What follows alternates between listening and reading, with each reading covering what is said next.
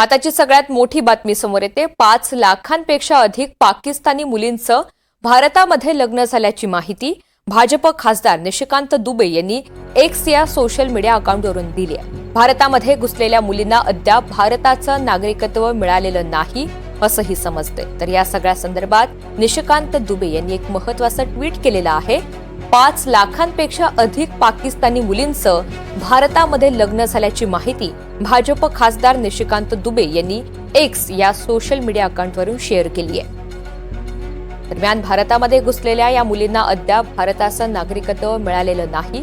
सध्या भारतानं पहलगाममधील हल्ल्यानंतर एक महत्त्वाची आणि कठोर भूमिका घेतलेली आहे। पाकिस्तानातील सर्व नागरिकांना पाकिस्तानमध्ये पुन्हा पाठवलं जात आहे। या सगळ्या संदर्भात अधिकची माहिती देण्यासाठी सागर कुलकर्णी आपल्या सोबत आहेत। सागर, निशिकांत दुबे यांनी या सगळ्या संदर्भात एक महत्त्वाचं ट्विट केलेलं आहे, त्यांनी आकडेवारी शेअर केलेली आहे, नेमकी काय माहिती आहे? निशिकांत दुबे हे भाजपचे वरिष्ठ खासदार आहेत आणि वेगवेगळ्या विषयांवर त्यांची भूमिका कायम चर्चेत राहते। आता पाकिस्तान नागरिकांना परत पाठवण्याची भूमिका राज्याचे आणि देशातील सर्वच भाजपचे शासित केंद्रातल्या आणि राज्यातील नेत्यांची आहे।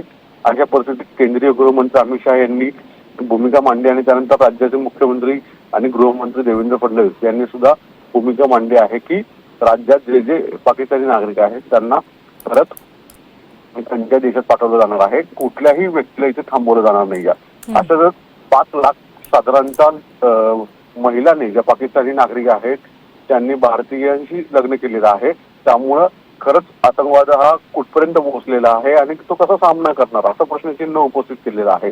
म्हणजे मुळात केंद्र शासनीय गृहमंत्रालय असेल किंवा राज्यातले मुख्यमंत्री किंवा इतर भाजप शासित राज्यातले नेते जी भूमिका मांडतात त्यावरच प्रश्नचिन्ह उपस्थित केल्याचं दिसून येतं। दुबे यांची ही भूमिका फार महत्वाची ठरणार आहे।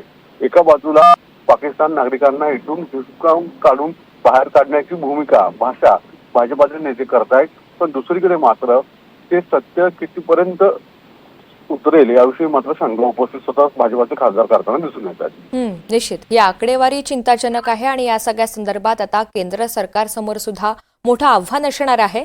धन्यवाद सविस्तर माहितीसाठी।